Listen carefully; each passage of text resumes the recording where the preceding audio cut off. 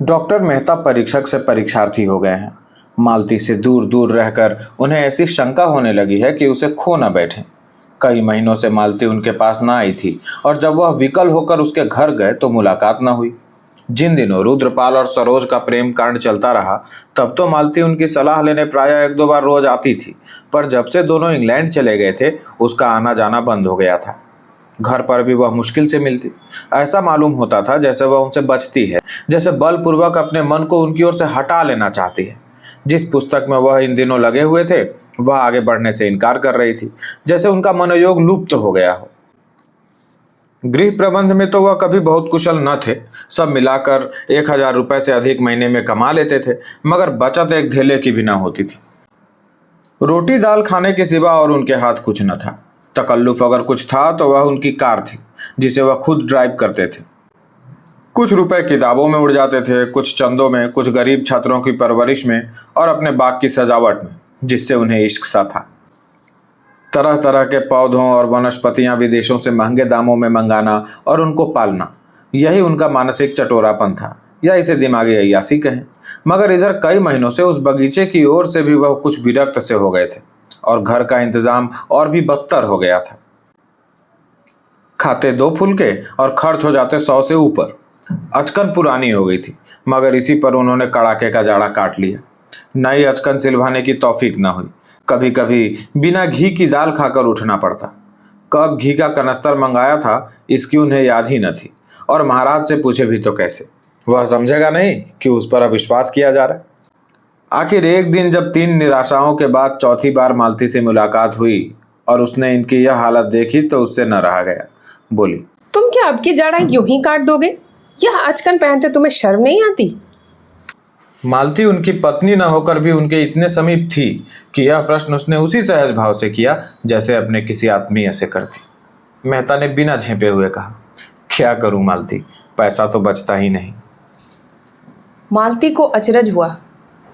तुम 1,000 से ज्यादा कमाते हो और तुम्हारे पास अपने कपड़े बनवाने को भी पैसे नहीं।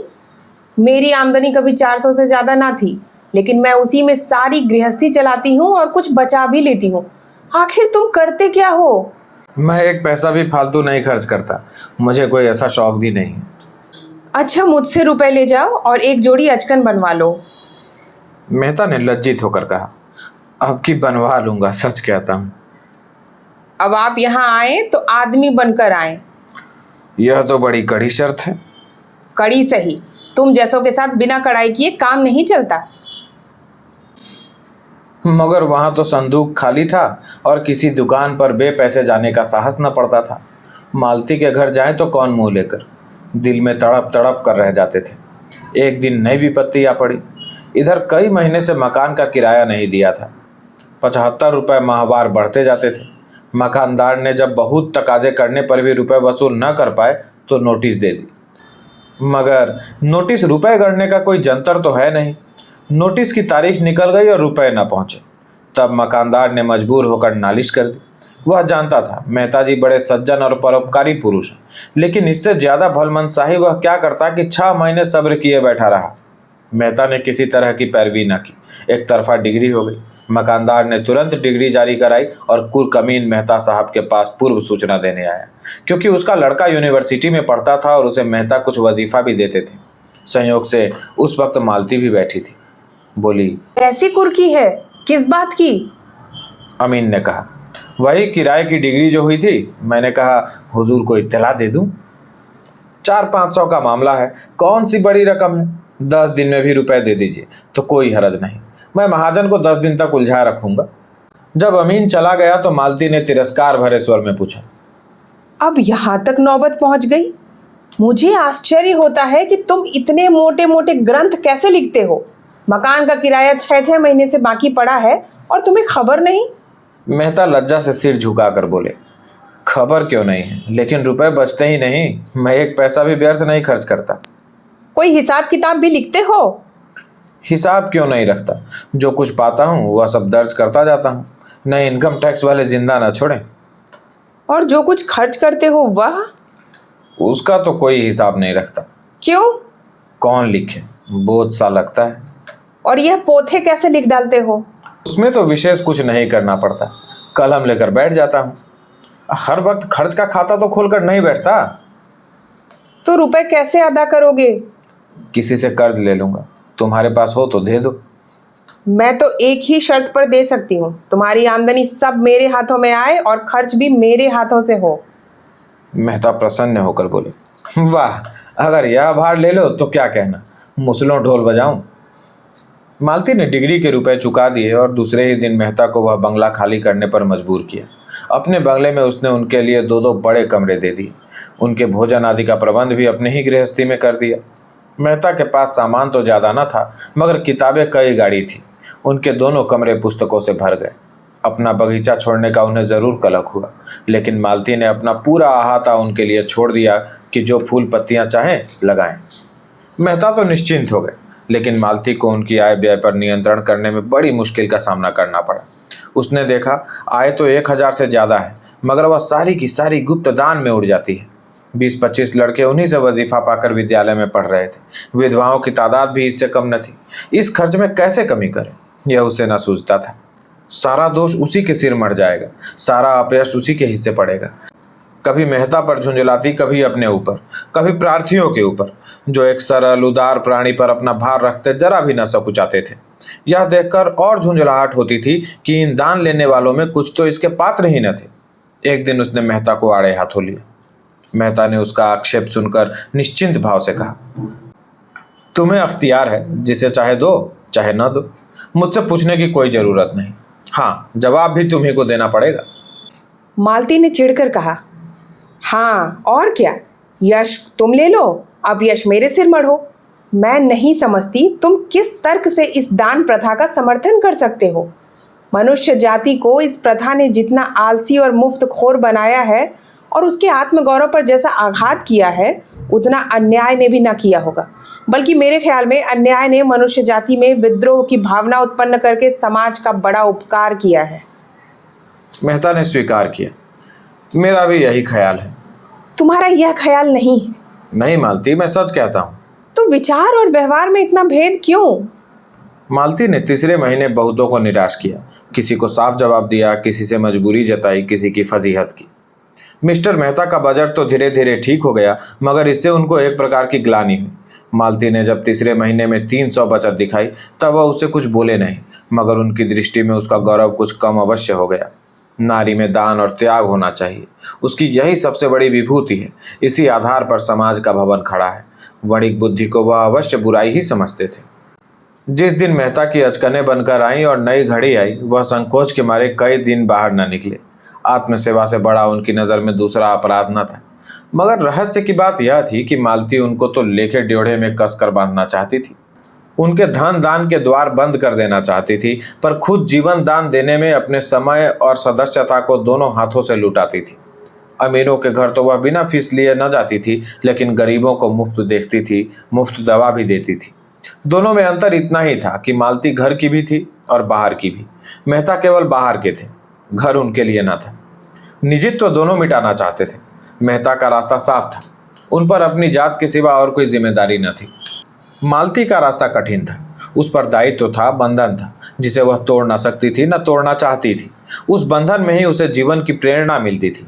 उसे अब मेहता को समीप से देखकर यह अनुभव हो रहा था कि वह खुले जंगल में विचरने वाले जीव को पिंजरे में बंद नहीं कर सकती, और बंद कर देगी तो वह काटने और नोचने दौड़ेगा। पिंजरे में सब तरह का सुख मिलने पर भी उसके प्राण सदैव जंगल के लिए ही तड़पते रहेंगे। मेहता के लिए घर बारी दुनिया एक अनजानी दुनिया थी, जिसकी रीति नीति से वह परिचित न थे। उन्होंने संसार को बाहर से देखा था और उसे मक और फरेब से ही भरा समझते थे। जिधर देखते थे उधर ही बुराइयां नजर आती थी, मगर समाज में जब गहराई में जाकर देखा तो उन्हें मालूम हुआ कि इन बुराइयों के नीचे त्याग भी है, प्रेम भी है, साहस भी है, धैर्य भी है। मगर यह भी देखा कि वह विभूतियां हैं तो जरूर, पर दुर्लभ हैं। और इस शंका और संदेह में जब मालती का अंधकार से निकलना हुआ, देवी रूप उन्हें नजर आया, तब वह उसकी ओर उतावलेपन के साथ सारा धैर्य खोकर टूटे और चाहा कि उसे ऐसे जतन से छिपा कर रखें कि किसी दूसरे की आंख भी उस पर ना पड़े। यह ध्यान न रहा कि यह मोह ही विनाश की जड़ है। प्रेम जैसी निर्मम वस्तु क्या भय से बांध कर रखी जा सकती है? वह तो पूरा विश्वास चाहती है, पूरी स्वाधीनता चाहती है, पूरी जिम्मेदारी चाहती है। उसके पल्लवित होने की शक्ति उसके अंदर है। उसे प्रकाश और क्षेत्र मिलना चाहिए। वह कोई दीवार नहीं है जिस पर ऊपर से ईंटें रखी जाती हैं। उसमें तो प्राण है, फैलने की असीम शक्ति है। जब से मेहता इस बंगले में आए हैं, उन्हें मालती से दिन में कई बार मिलने का अवसर मिलता है। उनके मित्र समझते हैं यह उनके विवाह की तैयारी है, केवल रस्म अदा करने की देर है। मेहता भी यही स्वप्न देखते रहते हैं। अगर मालती ने उन्हें सदा के लिए ठुकरा दिया होता तो क्यों उन पर इतना स्नेह रखती? शायद वह उन्हें सोचने का अवसर दे रही है, और वह खूब सोचकर इसी निश्चय पर पहुंचे हैं कि मालती के बिना वह आधे हैं। वही उन्हें पूर्णता की ओर ले जा सकती है। बाहर से वह विलासिनी है, भीतर से वही मनोवृत्ति शक्ति का केंद्र है। मगर परिस्थिति बदल गई है। तब मालती प्यासी थी, अब मेहता प्यास से विकल है। और एक बार जवाब पा जाने के बाद उन्हें उस प्रश्न पर मालती से कुछ कहने का साहस नहीं होता। यद्यपि उनके मन में अब संदेह का लेश नहीं रहा। मालती को समीप से देखकर उनका आकर्षण बढ़ता ही जाता है। दूर से पुस्तक के जो अक्षर लिपे पुते लगते थे, समीप से वह स्पष्ट हो गए हैं। उनमें अर्थ है, संदेश है। इधर मालती ने अपने बाग के लिए गोबर को माली रख लिया था। एक दिन वह किसी मरीज को देखकर आ रही थी कि रास्ते में पेट्रोल न रहा। वह खुद ड्राइव कर रही थी। फिक्र हुई पेट्रोल कहाँ से आए। रात के 9 बज गए थे और माघ का जाड़ा पड़ रहा था। सड़कों पर सन्नाटा हो गया था। कोई ऐसा आदमी नजर न आता था जो कार को ढकेल कर पेट्रोल की दुकान तक ले जाए। बार बार नौकर पर झुंझला रही थी, हरामखोर कहीं का, बेखबर पड़ा रहता है। संयोग से गोबर उधर से आ निकला। मालती को देखकर उसने हालत समझ ली और गाड़ी को 2 फर्लांग ठेलकर पेट्रोल की दुकान तक लाया। मालती ने प्रसन्न होकर पूछा, नौकरी करोगे? गोबर ने धन्यवाद के साथ स्वीकार किया। 15 रुपए वेतन तय हुआ। माली का काम उसे पसंद था। यही काम उसने किया था और उसमें मजा हुआ था। मील की मजदूरी में वेतन ज्यादा मिलता था, पर उस काम से उसे उलझन होती थी। दूसरे दिन गोबर ने मालती के यहाँ काम करना शुरू कर दिया। उसे रहने को एक कोठरी भी मिल गई। झुनिया भी आ गई। मालती बाग में आती तो झुनिया का बालक धूल मिट्टी में खेलता फिरता। एक दिन मालती ने उसे एक मिठाई दे दी। बच्चा उस दिन से परच गया। उसे देखते ही उसके पीछे लग जाता और जब तक मिठाई न ले लेता उसका पीछा न छोड़ता। एक दिन मालती बाग में आई तो बालक न दिखाई दिया। झुनिया से पूछा तो मालूम हुआ बच्चे को ज्वर आ गया है। मालती ने घबरा कर कहा, ज्वर आ गया तो मेरे पास क्यों नहीं लाई? चल देखूं। बालक खटोले पर ज्वर में अचेत पड़ा था। खपरेल की उस कोठरी में इतनी सीलन, इतना अंधेरा और इस ठंड के दिनों में भी इतने मच्छर कि मालती 1 मिनट भी वहां न ठहर सकी। तुरंत आकर थर्मामीटर लिया और फिर जाकर देखा, 104 था। मालती को भय हुआ कहीं चेचक न हो। बच्चे को अभी तक टीका नहीं लगा था और अगर इस सिली कोठरी में रहा तो भय था कहीं ज्वर और न बढ़ जाए।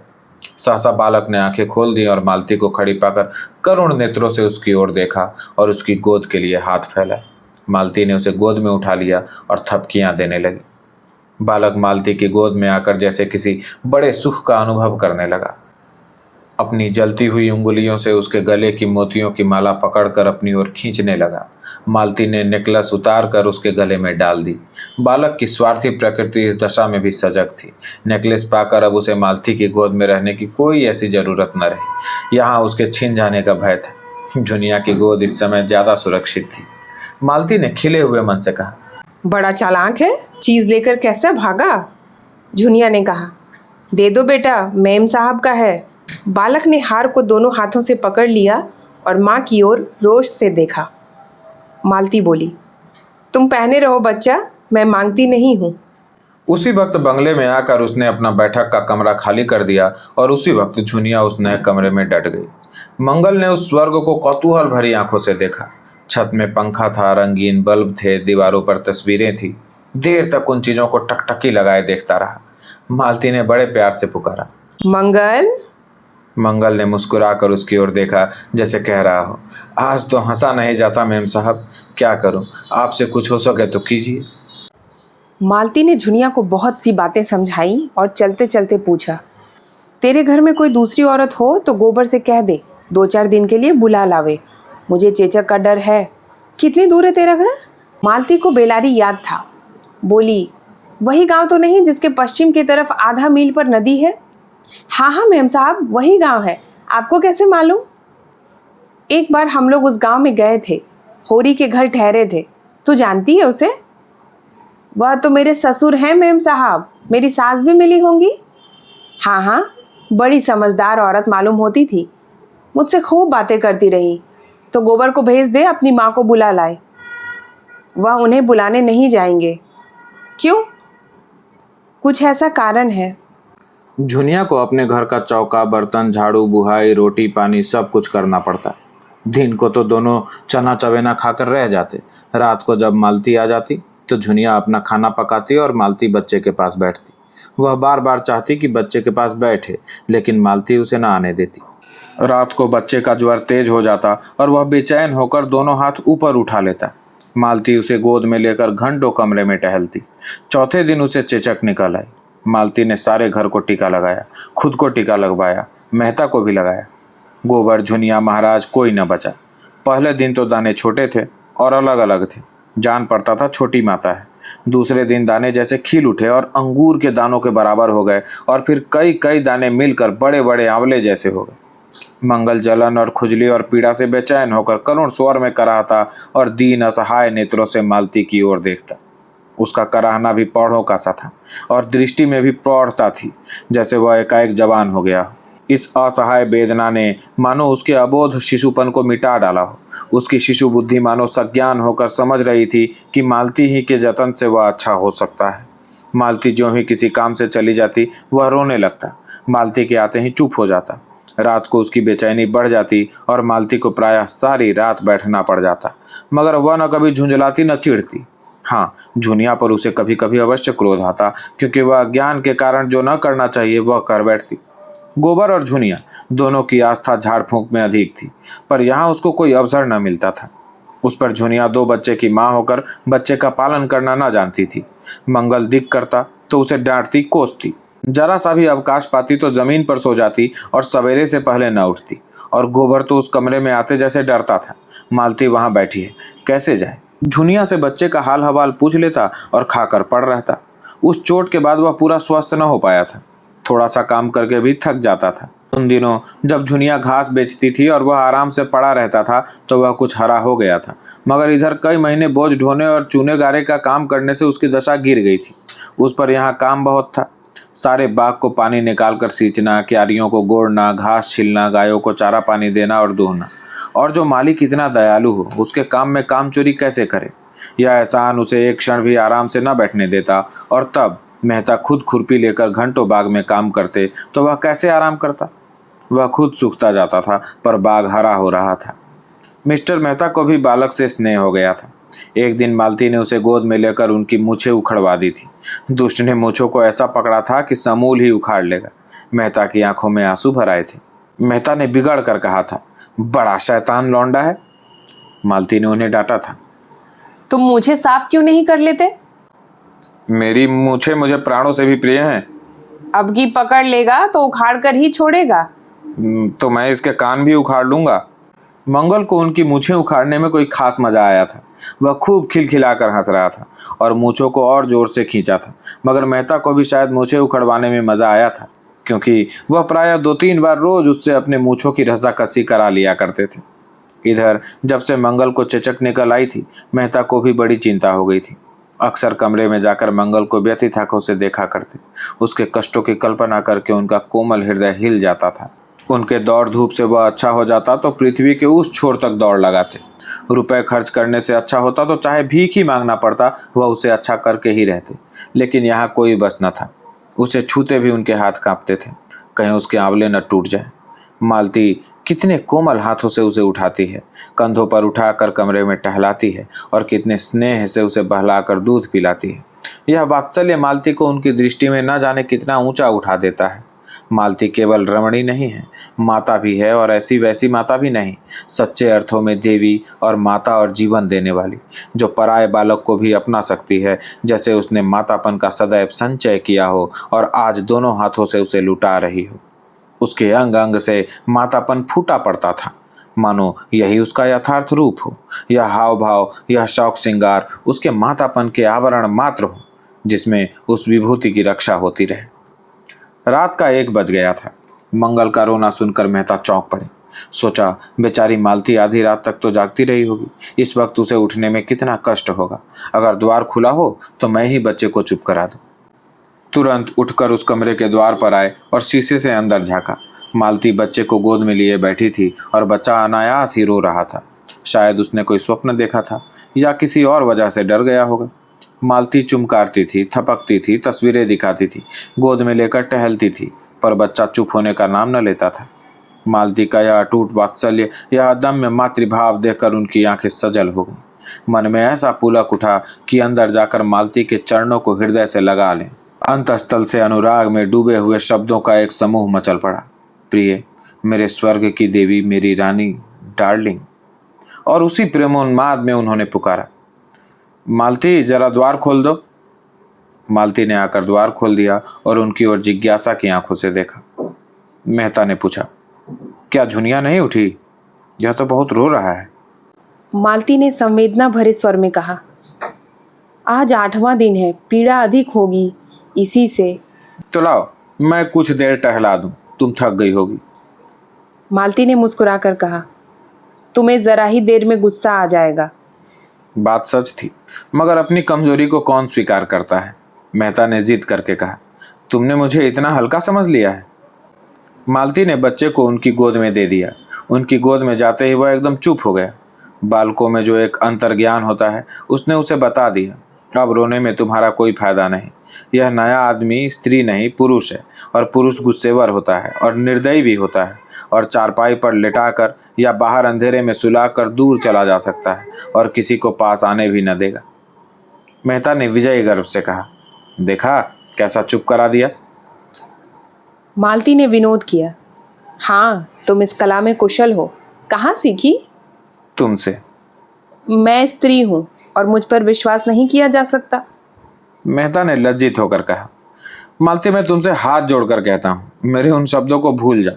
इन कई महीनों में कितना पछताया हूँ, कितना लज्जित हुआ हूँ, कितना दुखी हुआ हूँ, शायद तुम इसका अंदाजा न कर सको। मालती ने सरल भाव से कहा, मैं तो भूल गई, सच कहती हूँ। मुझे विश्वास कैसे है? उसका प्रमाण यही है कि हम दोनों एक ही घर में रहते हैं, एक साथ खाते हैं, हंसते हैं, बोलते हैं। क्या मुझे कुछ याचना करने की अनुमति न दोगी? उन्होंने मंगल को खाट पर लिटा दिया जहां वह दुबक कर सो रहा, और मालती की ओर प्रार्थी आंखों से देखा, जैसे उसकी अनुमति पर उनका सब कुछ टिका हुआ हो। मालती ने आर्द्र होकर कहा, तुम जानते हो, तुमसे ज्यादा निकट संसार में मेरा कोई दूसरा नहीं है। मैंने बहुत दिन हुए अपने को तुम्हारे चरणों पर समर्पित कर दिया। तुम मेरे पथ प्रदर्शक हो, मेरे देवता हो, मेरे गुरु हो। तुम्हें मुझसे कुछ याचना करने की ज़रूरत नहीं, मुझे केवल संकेत कर देने की ज़रूरत है। जब मुझे तुम्हारे दर्शन ना हुए और मैंने तुम्हें पहचाना ना था, भोग और आत्म सेवा ही मेरे जीवन का इष्ट था, तुमने आकर उसे प्रेरणा दी, स्थिरता दी। मैं तुम्हारे एहसान कभी नहीं भूल सकती। मैंने नदी की तट वाली तुम्हारी बातें गांठ बांध ली। दुख यही हुआ कि तुमने भी मुझे वही समझा जो दूसरा पुरुष समझता, जिसकी मुझे तुमसे आशा ना थी। उसका दायित्व मेरे ऊपर है, यह मैं जानती हूँ, लेकिन तुम्हारा अमूल प्रेम पाकर भी मैं वही बनी रहूँगी, ऐसा समझकर तुमने मेरे साथ अन्याय किया। मैं इस समय कितने गर्व का अनुभव कर रही हूँ, यह तुम नहीं समझ सकते। तुम्हारा प्रेम और विश्वास पाकर अब मेरे लिए कुछ भी शेष नहीं रह गया है। यह वरदान मेरे जीवन को सार्थक कर देने के लिए काफ़ी है। वह मेरी पूर्णता है। यह कहते कहते मालती के मन में ऐसा अनुराग उठा कि मेहता के सीने से लिपट जाए। भीतर की भावनाएं बाहर आकर मानो सत्य हो गई थी। उसका रोम रोम पुलकित हो उठा। जिस आनंद को उसने दुर्लभ समझ रखा था वह इतना सुलभ, इतना समीप है, और हृदय का वह आह्लाद मुख पर आकर उसे ऐसी शोभा देने लगा कि मेहता को उसमें देवत्व की आभा दिखी। यह नारी है या मंगल की पवित्रता की और त्याग की प्रतिमा? उसी वक्त झुनिया जाकर उठ बैठी और मेहता अपने कमरे में चले गए, और फिर 2 सप्ताह तक मालती से कुछ बातचीत करने का अवसर उन्हें न मिला। मालती कभी उनसे एकांत में न मिलती। मालती के वह शब्द उनके हृदय में गूंजते रहते। उनमें कितनी सांत्वना थी, कितनी विनय थी, कितना नशा था। 2 सप्ताह में मंगल अच्छा हो गया। हाँ, मुंह पर चेचक के दाग न भर सके। उस दिन मालती ने आसपास के लड़कों को भरपेट मिठाई खिलाई और जो मनौतियाँ कर रखी थी वह भी पूरी की। इस त्याग के जीवन में कितना आनंद है, इसका अब उसे अनुभव हो रहा था।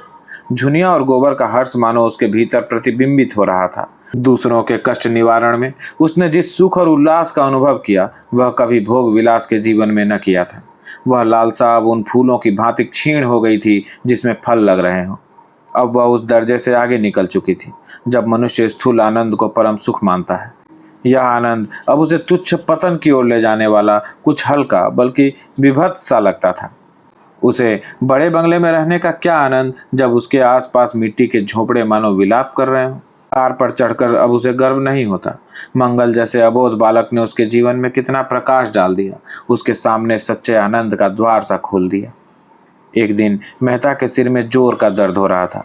वह आंखें बंद किए चारपाई पर पड़े तड़प रहे थे कि मालती ने आकर उनके सिर पर हाथ रखकर पूछा, कब से यह दर्द हो रहा है? मेहता को ऐसा जान पड़ा उन कोमल हाथों ने जैसे सारा दर्द खींच लिया। उठकर बैठ गए और बोले, दर्द तो दोपहर से ही हो रहा था और ऐसा सिर दर्द मुझे आज तक कभी नहीं हुआ, मगर तुम्हारे हाथ रखते ही सिर ऐसा हल्का हो गया मानो दर्द था ही नहीं। तुम्हारे हाथों में यह सिद्धि है। मालती ने उन्हें कोई दवा लाकर खाने को दी और आराम से लेट रहने की ताकीद करके तुरंत कमरे से निकल जाने को हुई। मेहता ने आग्रह करके कहा, जरा 2 मिनट बैठोगी नहीं? मालती ने द्वार पर से पीछे फिरकर कहा, इस वक्त बातें करोगे तो शायद फिर दर्द होने लगे। आराम से लेटे रहो। आजकल मैं तुम्हें हमेशा कुछ न कुछ पढ़ते या लिखते देखती हूँ। 2-4 दिन लिखना पढ़ना छोड़ दो। तुम 1 मिनट बैठोगी नहीं? मुझे एक मरीज को देखने जाना है। अच्छी बात है, जाओ। मेहता के मुख पर कुछ ऐसी उदासी छा गई कि मालती लौट पड़ी और सामने आकर बोली, अच्छा कहो, क्या कहते हो? मेहता ने विमन होकर कहा, कोई खास बात नहीं है, यही कह रहा था कि इतनी रात गए किस मरीज को देखने जाओगी? वही राय साहब की लड़की। उसकी हालत बहुत खराब हो गई थी, अब कुछ संभल गई है। उसके जाते ही मेहता फिर लेट रहे। कुछ समझ में नहीं आया कि मालती के हाथ रखते ही दर्द क्यों शांत हो गया। अवश्य ही उसमें कोई सिद्धि है और यह उसकी तपस्या का, उसके कर्मण्य मानवता का ही वरदान है। मालती नारीत्व के उस ऊंचे आदर्श पर पहुंच गई थी जहां वह प्रकाश के एक नक्षत्र सी नजर आती थी। अब वह प्रेम की वस्तु नहीं, श्रद्धा की वस्तु थी।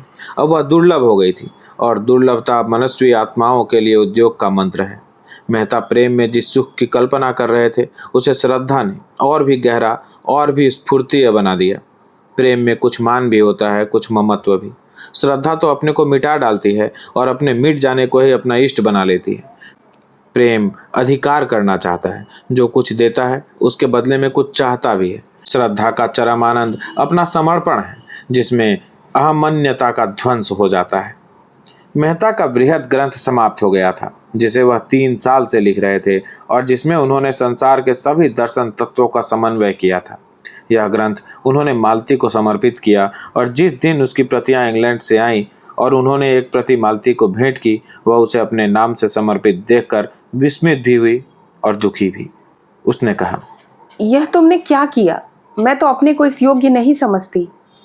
मेहता ने गर्व के साथ कहा, लेकिन मैं तो समझता हूँ यह तो कोई चीज़ नहीं। मेरे तो अगर 100 प्राण होते तो वह तुम्हारे चरणों में न्यौछावर कर देता। मुझ पर, जिसने स्वार्थ सेवा के सिवा कुछ जाना ही नहीं। तुम्हारे त्याग का टुकड़ा भी मैं पा जाता तो अपने को धन्य समझता। तुम देवी हो। पत्थर की। इतना और क्यों नहीं कहते? त्याग की, मंगल की, पवित्रता की। तब तुमने मुझे खूब समझा। मैं और त्याग। मैं तुमसे सच कहती हूँ, सेवा या त्याग का भाव कभी मेरे मन में नहीं आया। जो कुछ करती हूँ प्रत्यक्ष या अप्रत्यक्ष स्वार्थ के लिए करती हूँ। मैं गाती इसलिए नहीं कि त्याग करती हूँ या अपने गीतों से दुखी आत्माओं को सांत्वना देती हूँ, बल्कि केवल इसलिए कि उससे मेरा मन प्रसन्न होता है। इसी तरह दवा दारू भी गरीबों को दे देती हूँ, केवल अपने मन को प्रसन्न करने के लिए। शायद मन का अहंकार इसमें सुख मानता है। तुम मुझे खामखा देवी बनाए डालते हो। अब तो इतनी कसर रह गई है कि धूप दीप लेकर मेरी पूजा करो। मेहता ने कातर स्वर में कहा, वह तो मैं बरसों से कर रहा हूँ मालती, और उस वक्त तक करता जाऊंगा जब तक वरदान न मिलेगा। मालती ने चुटकी ली। तो वरदान पा जाने के बाद शायद देवी को मंदिर से निकाल फेंको। मेहता संभल कर बोले, तब तो मेरी अलग सत्ता ही न रहेगी। उपासक उपास्य में लय हो जाएगा। मालती ने गंभीर होकर कहा, नहीं मेहता, मैं महीनों से इस प्रश्न पर विचार कर रही हूँ और अंत में मैंने यह तय किया कि मित्र बनकर रहना स्त्री पुरुष बनकर रहने से कहीं सुखकर है। तुम मुझसे प्रेम करते हो, मुझ पर विश्वास करते हो, मुझे भरोसा है कि आज अवसर आ पड़े तो तुम मेरी रक्षा प्राणों से करोगे। तुम में मैंने पथ प्रदर्शक ही नहीं, अपना रक्षक भी पाया है। मैं भी तुमसे प्रेम करती हूँ, तुम पर विश्वास करती हूँ, और तुम्हारे लिए कोई ऐसा त्याग नहीं जो मैं ना कर सकूं। और परमात्मा से मेरी यही विनय है कि वह जीवन पर्यंत मुझे इसी मार्ग पर दृढ़ रखे। हमारी पूर्णता के लिए, हमारी आत्मा के विकास के लिए और क्या करना चाहिए? अपनी छोटी सी गृहस्थी बनाकर, अपनी आत्माओं को छोटे से पिंजरे में बंद करके, अपने दुख सुख को अपने ही तक रखकर क्या हम असीम के निकट पहुंच सकते हैं? वह तो हमारे मार्ग में बाधा ही डालेगा। कुछ विरले प्राणी ऐसे भी हैं जो पैरों में यह बेड़ियां डालकर भी विकास के पथ पर चल सकते हैं और चल रहे हैं।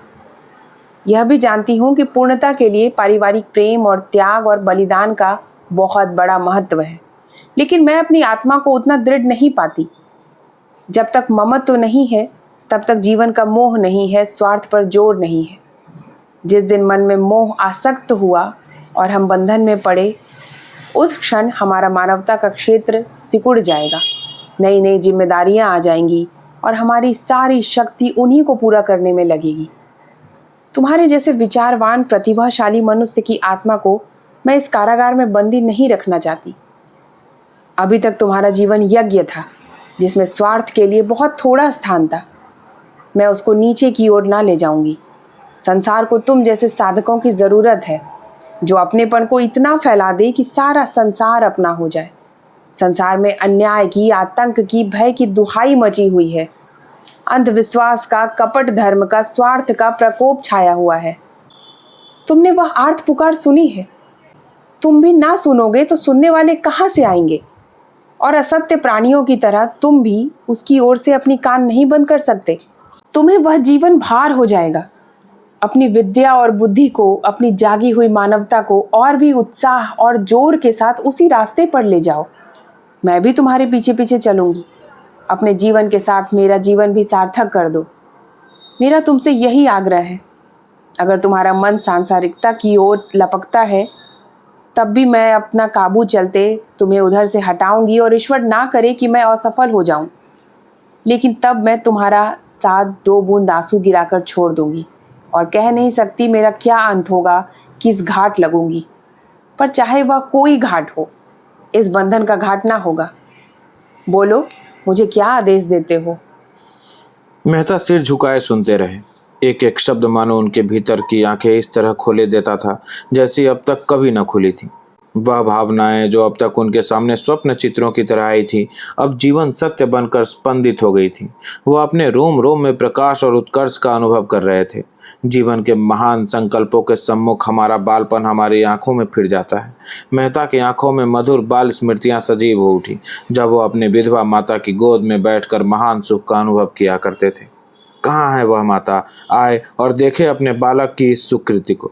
मुझे आशीर्वाद दो, तुम्हारा वह जिद्दी बालक आज एक नया जन्म ले रहा है।